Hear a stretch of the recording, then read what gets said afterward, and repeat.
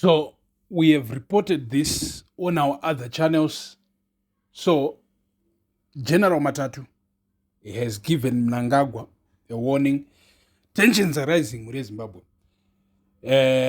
Patashika right now, pamharadzano, two futures for Zimbabwe. One future is continuity, which means the constitution year 2013 inoramba iripo, and we still have 2 5-year terms for our president, and we're still going to vote in the 2028 to vote the president. The other future kuwina kwe CAB3, kushayikwa resistance kana kucrashwa kwe resistance against CAB3, and then CAB3 ro winner, and then from there what we have is a new state with a new identity, which is more of a communist state, like nyika dzakaita sana China, wokuti mapresident avotegwe neveruzhinji. Veruzhinji imi chenyu kungorarama on autopilot. You have little to do with how the state is governed. So remember, it will be 14 years. It will take 14 years. Unozvara mwana agoenda grade 1 ane 6 years, agosvika grade 7 pachingorina same president, and that will be under the law 2 7-year terms. And the president iwewe, you have nothing to do nekumvotera, akavotegwa nema-members of parliament. So General Matatu zvirukunzi, the man is under serious pressure, and also General Tapfumane mukuru weZNA. These two men are under serious pressure from the lower ranking commanders.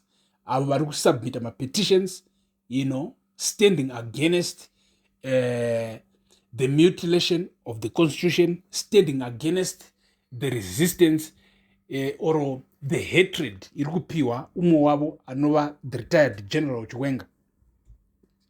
And these guys are demanding kuti CAB3 redropwe.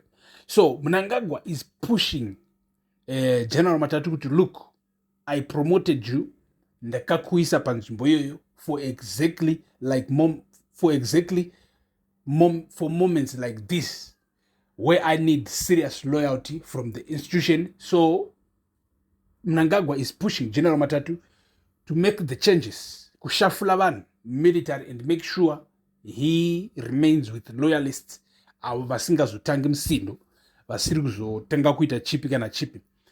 But the warning straight iri kubva kuna General Matatu, it's based on the findings of the military intelligence. The military intelligence, as they do their surveys, as they look around the country for potential destabilizing factors, for potential things, threats to the national security and national peace. And one of those things is coming straight from the president himself, Inova Iyo CAB3. So this discussion in Zimbabwe is happening, is going on right now. We know one thing publicly for sure, kuti President Mnangagwa is a man who learned, I don't know when or how he ended up learning this lesson, but one thing he learned is the power of money. That man knows mari inoshanda and very effective. So he buys loyalty massively. So, I once heard President Mnangagwa achitaura nyaya kuti hanzi uyu Chiwenga wamuri kuona munin'ina wangu, this young man. Nona, let's talk. Emerson Mnangagwa, as of right now, is 83 years old, official and it.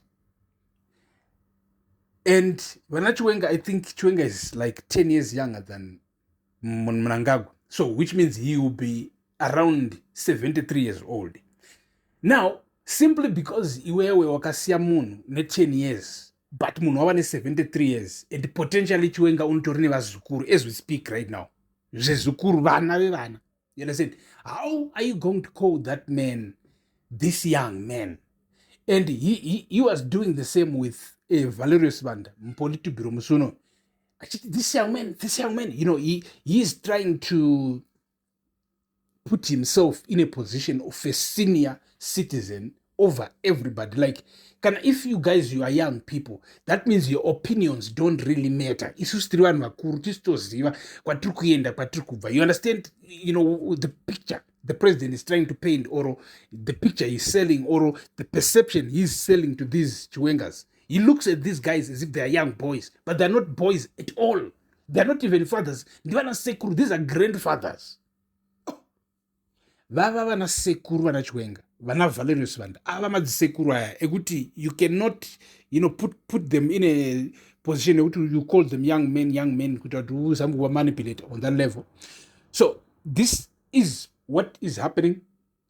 And then my generals arutaridza kuti mamwe avo they are aligned with Chiwenga and they are not aligned with Mnangagwa. So General Matatu is under enormous pressure. Yekuti, how does he keep the military intact?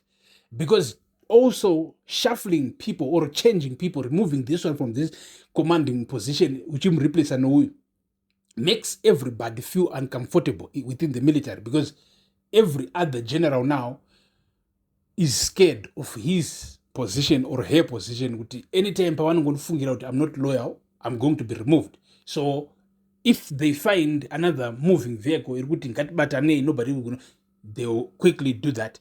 So this is what the situation in Zimbabwe. And Mnangagwa is still pushing CAB3. Banga achida kuti pushwe neusiku wanasi, but tikunzwa kuti pane resistance yavasangana nayo. CAB3 iri kunzi ngaiitwe during normal parliamentary sessions. Mre Zimbabwe, tiripo pamuzinda wevanhu. Ndini wenyu Super Galo.